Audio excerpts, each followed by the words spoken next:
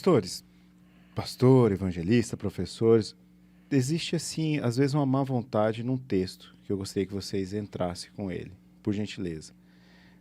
Coríntios, segunda carta ao Coríntios, capítulo 3, versículo 6, em relação à Bíblia, em relação à palavra.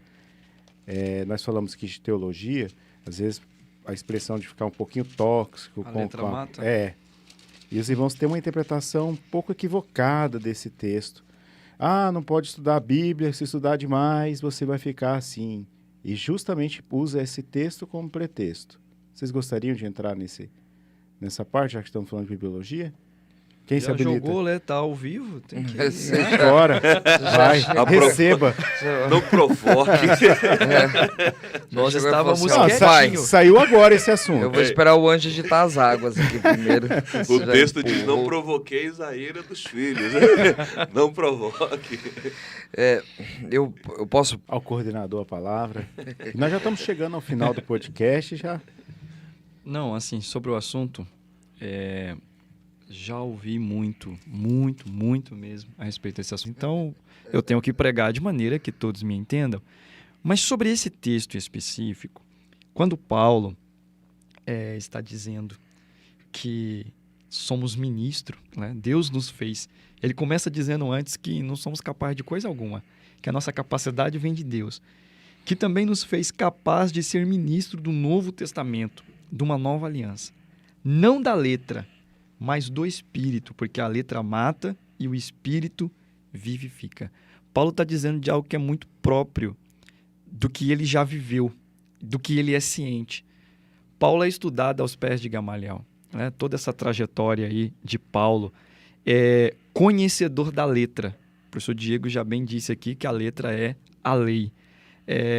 E como bem conhecedor da lei, e no seu zelo pela lei, e quando, um pouco antes nesse contexto, né, a gente precisaria, na verdade, analisar todo o contexto que ele fala das cartas de recomendação, eu gostaria de trazer só novamente Atos 7, quando Estevão vai ser apedrejado.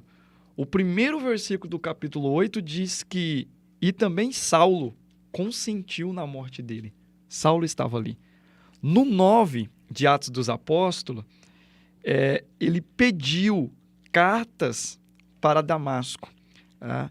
Então, quando ele fala de carta, ele era bem sabido que ele pedia, e ele já assinou, já havia assinado muitas cartas. A letra já havia sido usado, a lei, para dar morte aos irmãos.